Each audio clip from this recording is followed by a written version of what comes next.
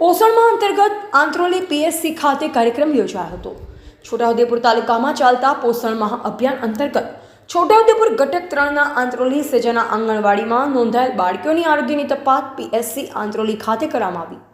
વધુમાં લોહીની તપાસ તેમજ અન્ય વજન ઊંચાઈની તપાસ કરી આરોગ્યલક્ષી માહિતીની વિગતવાર કિશોરીઓને સમજ આપવામાં આવી તેમજ મિલેટ્સ અને THRમાંથી બનાવેલ વાનગીઓનું નિર્દેશન કરવામાં આવેલ। આ પ્રસંગે છોટાઉદેપુર ઘટક 3ના આઈસીડીએસ શાખાના કર્મીઓ, supervisor, block coordinator, BNM district Purna consultant અને આંત્રોલી પીએસસીના આરોગ્ય કર્મીઓ અને આંગણવાડીની કાર્યકર બહેનો ઉપસ્થિત રહી હતી।